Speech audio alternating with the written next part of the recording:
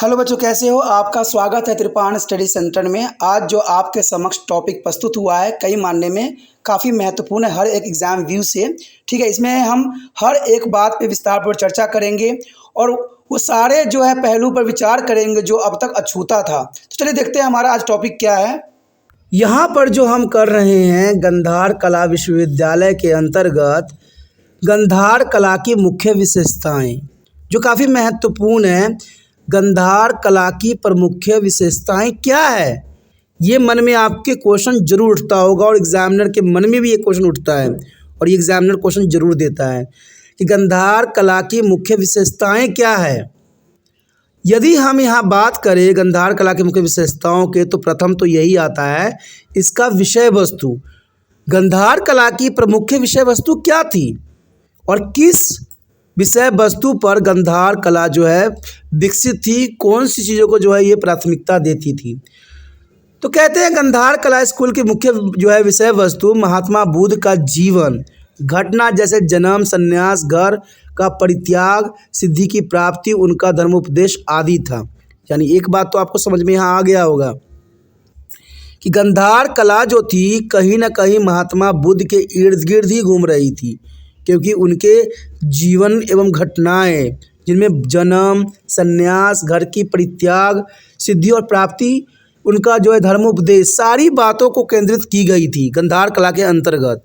तो गांधार कला की विशेषताओं में सबसे महत्वपूर्ण बात है कि इसमें जो है विषय वस्तु जो है स्वयं महात्मा बुद्ध थे। और इसके अलावा इस आर्ट में बहुत अधिक संख्या में जो है वैष्णवों की मूर्ति का निर्माण भी हुआ। बुद्धिस्टों का मतलब होता है जो बुद्ध को मानने वाले थे, उनकी मूर्ति का भी निर्माण हुआ इस कला में। और कुछ हिंदू देवी देवता भी इस आर्ट फॉर्म में उकेरे गए। यानी देखा जाए तो महात्मा बुद्ध तो केंद्र बिंदु थे, लेकिन कुछ हिंदू देवी देवताओं की भी मूर्ति इस शैली में बनाई गई। और इस परंपरा में मिट्टी और चरिकोटा के जरिए मूर्ति का निर्माण होता था। देखिए, इसका बहुत ही साफ बात है कि मिट्टी और टेरिकोटा का जो है इस्तेमाल होता था मूर्ति बनाने के लिए, जो काफ़ी महत्वपूर्ण है। और देखा जाए तो मूर्ति कला के साथ साथ इस कला में हमें भी जो है भित्ति चित्र का निर्माण भी देखने को मिलता है। भित्ति चित्र का तो अर्थ समझते ही होंगे, जो दीवारों पर मूर्ति बनाई जाती थी वो भी मूर्ति जो है हमें देखने को मिली। ठीक है ना, ये काफ़ी महत्व रखता है कि मूर्ति कला के साथ साथ इसमें जो था भित्ति चित्र भी जो हमें कई जगह से प्रमाणित रूप में मिला है। गांधार मूर्ति कला में से निर्मित मूर्तियों पर सीने की महीन परत की चढ़ाई जाती थी। ये भी इनकी काफ़ी महत्वपूर्ण विशेषताओं में से एक माना जा सकता है कि गांधार मूर्ति कला जो थी उनसे निर्मित मूर्तियों पर सीने की महीन परत पर चढ़ाई जाती है। बहुत ही पतली परत होती थी जो कि इनको विशेष बना देता था। यदि हम बात करें आगे बुद्ध की प्रतिमाओं का विकास, तो बुद्ध की प्रतिमाओं की विकास भी महत्वपूर्ण विशेषता है। पहले बौद्ध धर्म में बुद्ध को जो है कोई रूप प्रदान करने की अनुमति नहीं थी। जैसे आपको पता है कि कई धर्मों में ऐसा माना जाता है कि हम अपने ईश्वर की जो है तस्वीर नहीं बना सकते। तो बौद्ध धर्म में भी इस बात को जो है अनुमति दी गई कि बुद्ध के कोई रूप प्रदान करने की अनुमति नहीं थी इसमें। लेकिन कुछ विद्वानों के अनुसार इस कला फॉर्म सबसे ज़्यादा महत्व इस बात से है कि इस कला के जरिए बुद्ध की प्रतिमाओं का निर्माण एक देखा जाए तो एक अनूठा कला शैली में संभव हो सका। यानी पहले इसका कोई प्रावधान नहीं था, बनाने का कोई प्रावधान नहीं था, लोग नहीं बनाते थे। लेकिन जब जो है बौद्ध धर्म दो भागों में बट गया, हीनयान महायान, तो इसके बाद जो है मूर्ति का निर्माण शैली निर्मित हुई। कहते हैं ऐसे बहुत से धर्म हैं जिसमें जो है अपने जो ईश्वर का जो है तस्वीर बनाने पर रोक लगाई गई है। और देखा जाए तो अन्यथा इससे पहले बुद्ध की सिर्फ कुछ प्रतीक चिन्हों में, जैसे बोधि वृक्ष के तले ब्रज आसन करना, शक मुनि के पद चिन्ह, खाली आसन, चक्र सिंहासन या फिर विहार स्तूपों से ही दर्शन होता था। महात्मा बुद्ध के तस्वीरों या देखा जाए तो मूर्तियों में से दर्शन नहीं होती थी। महात्मा बुद्ध जो प्रतीक बनाए थे उससे जो है लोगों को दर्शन होती थी। और इस कला के विकास के साथ ही बुद्ध से जुड़ी हुई मूर्ति कला से एक नई ऊंचाई में स्पष्ट किया। यानी देखा जाए तो, क्योंकि आप देखिए एक बात धर्म के अंतर्गत जरूर रहती है, अगर दूसरे धर्म में अगर मूर्तियां हैं तो लोग अपने धर्म में भी मूर्ति देखना पसंद करते हैं। और जिनके कारण जब महात्मा बुद्ध की मूर्तियां का निर्माण होने लगा तो लोगों में काफ़ी दिलचस्पी बढ़ गई इस धर्म के अंतर्गत, और बहुत से लोगों ने इस धर्म को अपना लिया क्योंकि उनको सभी कुछ अपने इसी धर्म में मिल जाता था, तो दूसरे धर्म में जाने की उनको ज़रूरत नहीं होती थी। वहीं पर कुछ अन्य इतिहासकार ये भी मानते हैं कि बुद्ध के जीवन से जुड़ी आरंभिक मूर्तियों के निर्माण का श्रेय मथुरा कला स्कूल को जाता है। ये महत्वपूर्ण बात आ जाती है कि बहुत से इतिहासकार ये भी मानते हैं कि ज़रूरी नहीं है कि हमारे सारे के सारे जो मूर्ति कला मिली है इसी शैली में मिली है। बहुत से जो उनके आरंभिक जीवन से जुड़ी आरंभिक मूर्तियों का निर्माण जो है श्रेय मथुरा कला स्कूल को भी जाता है, यानी मथुरा शैली में भी जो है महात्मा बुद्ध की मूर्ति का निर्माण हुआ, जो काफ़ी महत्व रखता है। आगे है महात्मा बुद्ध की आदम कद मूर्ति का निर्माण। चलिए देखते हैं। देखा जाए तो महात्मा बुद्ध की आदम कद मूर्ति का निर्माण, देखिए आदम कद का मतलब क्या होता है तो ये जानना आपके लिए ज़रूरी होगा। इस कला फॉर्म में बुद्ध की जो है आदम कद मूर्ति का निर्माण बड़ी संख्या में किया गया है, यानी देखा जाए तो इसका मतलब ये होता है कि छोटा कद। आदम कद का मतलब होता है छोटा कद, यानी छोटी छोटी मूर्तियों का निर्माण बड़ी संख्या में किया गया, जबकि पुराने कला स्कूल द्वारा बुद्ध की मूर्ति का निर्माण नहीं किया जाता था। पुराने समय में कोई भी स्कूल कला में जो है बुद्ध की मूर्ति के निर्माण में रोक लगाई गई थी। गंधार कला फॉर्म का झुकाव हमेशा से बुद्ध एवं अन्य दिव्य आत्माओं के मानवीय रूप व व्यक्तित्व का चित्रण करने पर है, जबकि बौद्ध धर्म भीतरी विचारों और ज्ञानजन पर केंद्रित थी। देखा जाए तो ये महत्वपूर्ण बात है कि हम आदम कद मूर्तियों का निर्माण, ये इसका अर्थ यही है कि पहले के समय में ये माना जाता था कि हम महात्मा बुद्ध को ईश्वर के रूप में जानते हैं, उनका कोई भी मानवीय रूप नहीं होगा और न व्यक्तित्व का चित्रण होगा। लेकिन बाद में देखा जाए तो इनके जो है मूर्तियां बनाई गई, लेकिन बहुत से जो है बौद्ध भिक्षु का ये मानना था कि बौद्ध धर्म भीतरी विचारों और ज्ञानोजन पर केंद्रित होती है, न कि मूर्तियों पर होती है। देखा जाए तो इनका विचारधारा भी सही था। कहते हैं किसी का मूर्ति बना देने से कोई कुछ होता नहीं है, अगर विचार आपका सही, अगर उस विचार को आप पालन करते हो तो इसका मतलब जो है अपने अनुयायियों को सही रास्ते पे चल रहे हो। तो चलिए कहते हैं समय के विचार होते हैं, इंसानों के अपने विचार होते हैं, लेकिन यहाँ पर देखा जाए तो महात्मा बुद्ध की आदम कद मूर्तियों का निर्माण बड़ी संख्या में किया गया और ये काफ़ी महत्वपूर्ण था।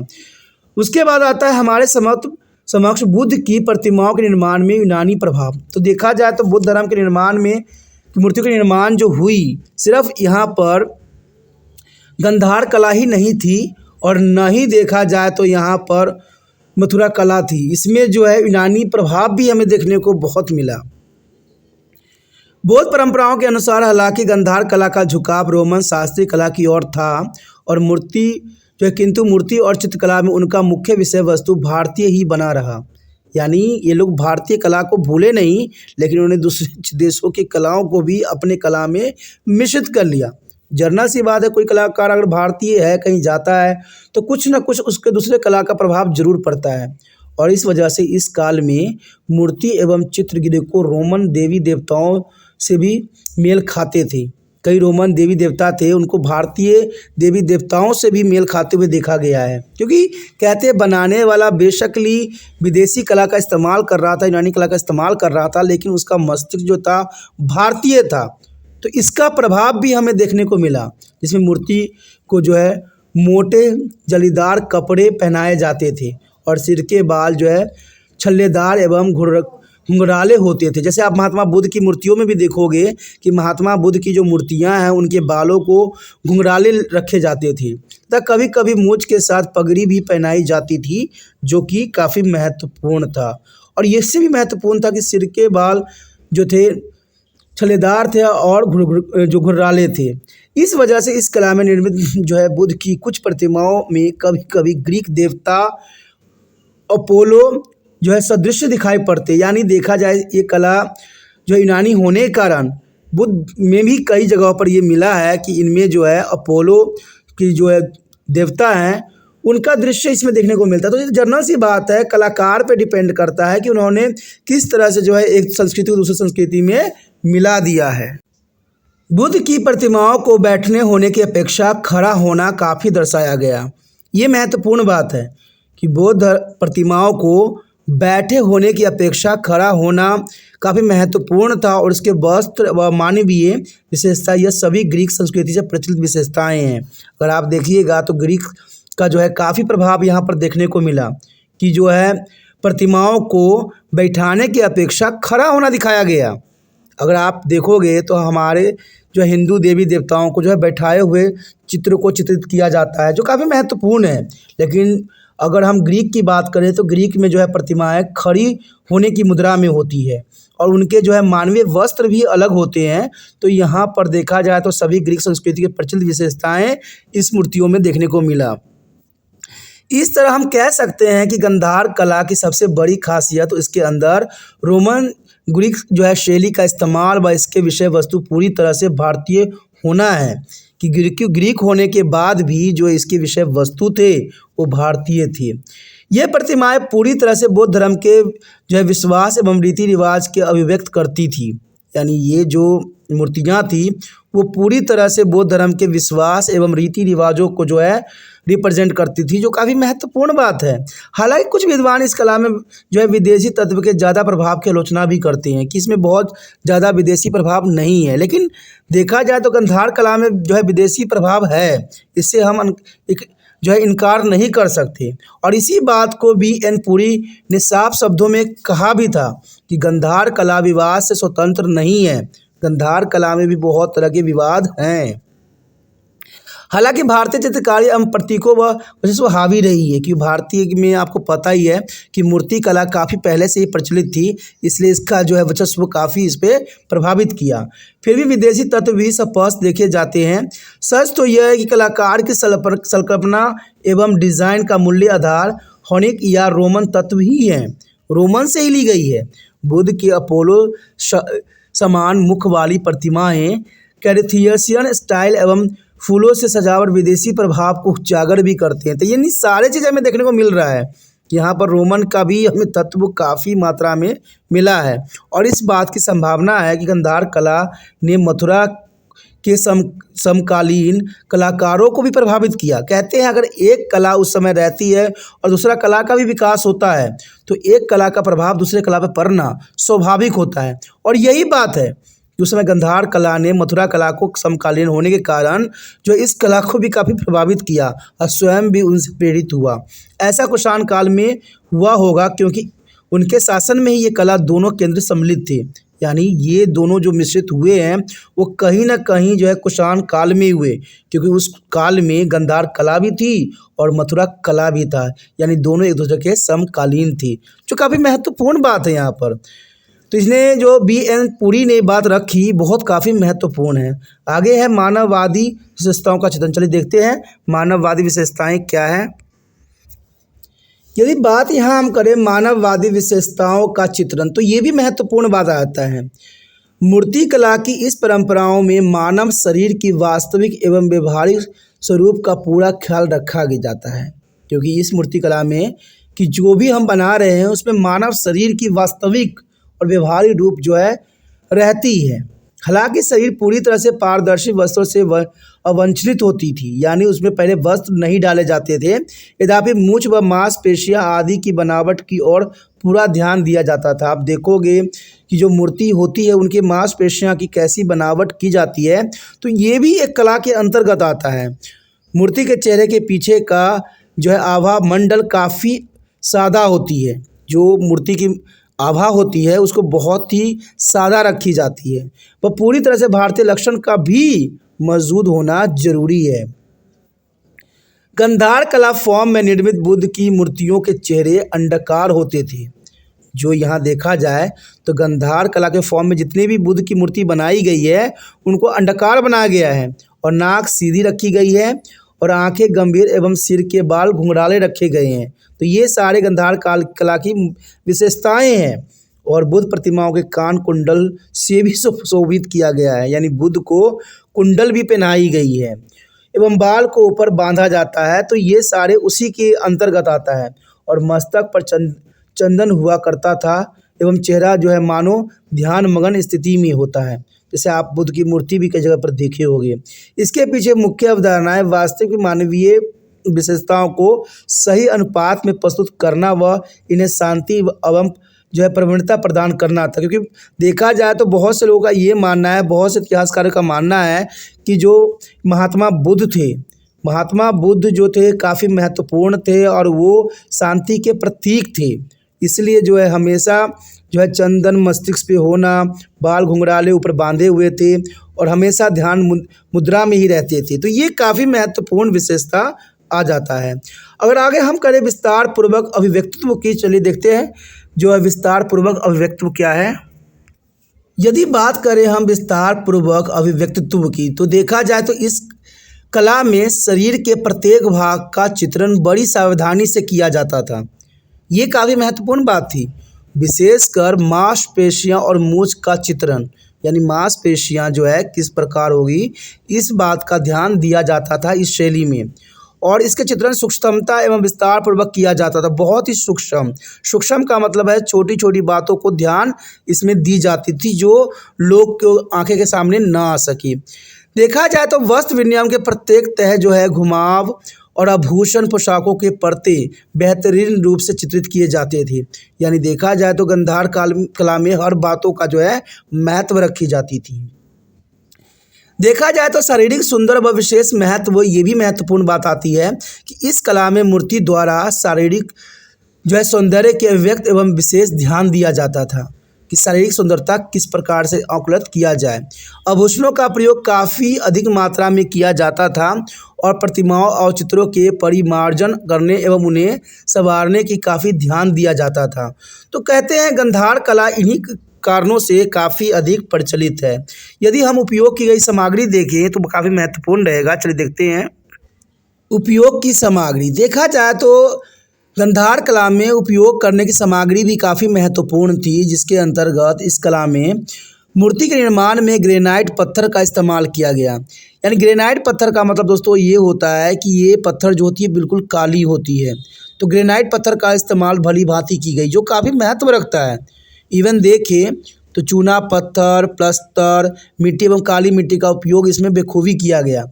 तो ये भी काफ़ी महत्वपूर्ण सामग्री है महात्मा बुद्ध की मूर्ति कला के निर्माण के अंतर्गत। यानी देखा जाए तो ये गांधार कला में आती है। मूर्तियों में रंग भरा जाता था एवं सोने की बारीक परतें भी चढ़ाई जाती थी। देखा जाए तो सारे मूर्तियों में जो है रंग भरने की व्यवस्था तो थी, साथ में सोने की बारीक परतें भी चढ़ाई जाती थी। ये गांधार कला की मुख्य विशेषताओं में से है। आगे चलकर पक्की मिट्टी एवं गजकारी मूर्ति निर्माण के सिद्ध माध्यम बन गए। आगे देखा जाए तो मूर्ति कला में बहुत ही बदलाव हमें देखने को मिला और गजकारी एवं पत्थर का उपयोग प्रायः मूर्तियों के द्वारा मठों एवं जो है पूजा गृहों को सजावट में भी किया गया। जो गजकारी और पत्थर का उपयोग होती थी वो मठों को सजाने में भी किया गया। कलाकारों को जो है गजकारी के माध्यम से सुव्यवस्था प्राप्त हुई, जिसकी वजह से उन्हें मूर्तियों में मुखमंडल एवं शरीर में स्पष्ट और उच्च श्रेणी की आभास प्रदर्शित हुए। कहते हैं मूर्ति इस रूप से बनाई गई कि लोगों को लगे कि उनका महात्मा बुद्ध जो है समक्ष हैं, प्रत्यक्ष हैं। तो इस चीज़ों को भी काफ़ी ध्यान दिया गया जो काफ़ी महत्वपूर्ण था गांधार कला के अंतर्गत। देखा जाए तो देवियों की मूर्ति का उद्भव, तो चलिए देखते हैं देवियों की मूर्तियों का उद्भव गांधार काल में कैसे हुआ। यानी देखा जाए तो देवियों की मूर्ति का उद्भव, ये काफ़ी महत्वपूर्ण बात है कि गांधार कला में देवियों की मूर्ति का भी उद्भव हुआ। और इस काल में एक अन्य महत्वपूर्ण घटना थी जो कि मात्र देवी की मूर्ति की उपस्थिति का दर्ज भी होना। मात्र देवियों की मूर्ति की उत्पत्ति का दर्जा होना ये काफ़ी महत्वपूर्ण है कि यहाँ पर माता देवी की मूर्तियों की उपस्थिति का दर्ज होना ये महत्वपूर्ण घटना थी। साधारण जनता धार्मिक रूप से इन देवियों की पूजा आराधना अनिवार्य रूप से करती थी और इस कला फॉर्म में देवियों की मूर्ति के निर्माण में अनेक शारीरिक सौंदर्य एवं शारीरिक जो है उभारों की अभिव्यक्ति देखते ही बनती है। तो ये महत्वपूर्ण था कि इस कला में देखा जाए तो फॉर्म में देवियों की मूर्ति का निर्माण और शारीरिक सौंदर्य और शारीरिक उभारों की अभिव्यक्ति मिले हमें। और सबसे महत्वपूर्ण बात देखें तो मठ विहार एवं स्तूपों का प्रभाव, तो ये भी काफ़ी महत्वपूर्ण बात आती है कि मठ विहार एवं स्तूपों का प्रभाव। प्रथम शताब्दी से लेकर चौथी शताब्दी तक काफ़ी बड़ी संख्या में मठों एवं विहारों का निर्माण जो है गांधार कला में हुई। पेशावर एवं रामापिंडी एवं उसके आसपास लगभग 15 मठें एवं विहारों को जो है विध्वंस के आभास पाए गए हैं। यह आप समझ सकते हो कि अलग अलग कालों में बहुत से राजाओं ने पेशावर हो, रामापिंडी हो के सभी क्षेत्रों में 15 मठों विहारों को विध्वंस करने की हमें सबूत मिले हैं। और इस काल में बौद्ध स्तूपों का निर्माण ग्रीक रोमन तकनीक से किया गया, यानी सारे के सारे टेक्निक जो थे ग्रीक रोमन तकनीक थे। और इस स्तूपों की ऊंचाई अधिक थी तथा स्तूपों की सजावट भी की गई और इसके शिखर पर वर्गाकार जंगलों के विस्तारित एवं अंकित किया गया। और इन परिवर्तनों के कारण जो है स्तूपों के आकर्षण में काफ़ी और वृद्धि हो गई, यानी इन सब चीज़ों के व्यवस्थित होने से, प्राकृतिक चीज़ों के होने से मूर्तियों में काफ़ी हमें आकर्षित देखने को मिला। गांधार कला के स्तूपों की सबसे बड़ी स्तूप कनिष्क के द्वारा वर्तमान पेशावर के बाहर बनाया गया। तो ये भी काफ़ी महत्वपूर्ण है कि गांधार कला के स्तूपों में सबसे अधिक हमें कनिष्क का प्रभाव अधिक देखने को मिलता है, क्योंकि कनिष्क ही वर्तमान पेशावर से बाहर जो है कई मूर्तियों का जो है बुद्ध मूर्तियों का निर्माण करवाया। तो कनिष्क के समय काल में स्तूपों का निर्माण भी एक महत्वपूर्ण घटना मानी जा सकती है, जो काफ़ी महत्वपूर्ण है।